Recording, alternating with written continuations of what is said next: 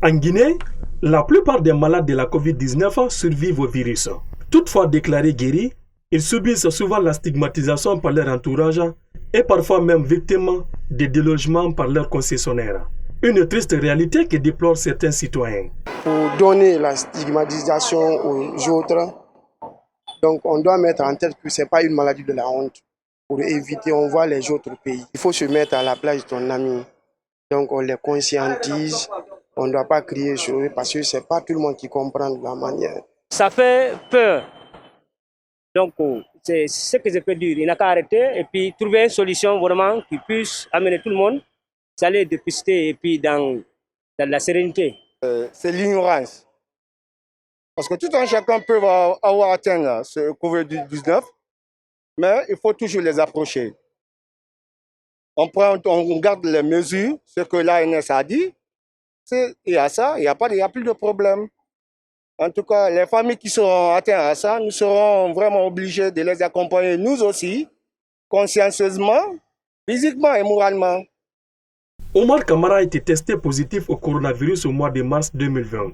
Après 2 semaines de traitement, le jeune journaliste a été déclaré guéri par l'ANS. Mais depuis sa sortie du CTE, il est indexé. À ma sortie, quand même, quand j'ai repris le boulot, j'ai senti quand même cette petite méfiance de la part de mon entourage. Et quand je passais, on me pointait du doigt et tout. Et quand j'appelais madame aussi pour connaître son état d'esprit, est-ce qu'elle aussi était stigmatisée, elle me disait que les gens, il y avait une méfiance quand même. Ce sentiment de rejet dont sont victimes les personnes guéries du coronavirus est mal perçu par des spécialistes de la santé publique. Pour Dr Ibrahima Souri Diallo, cette pratique est due à l'incompréhension de certains citoyens sur les causes de la contamination de la COVID-19.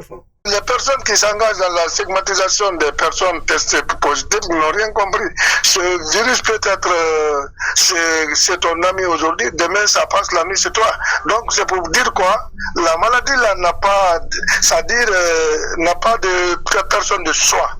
Toute personne qui est exposée à son passage te contamine. Ça, c'est sans décision. Votre propre maman peut vous contaminer. Donc, votre propre papa peut vous contaminer. Et vous-même pouvez contaminer. C'est-à-dire, c'est vice-versa.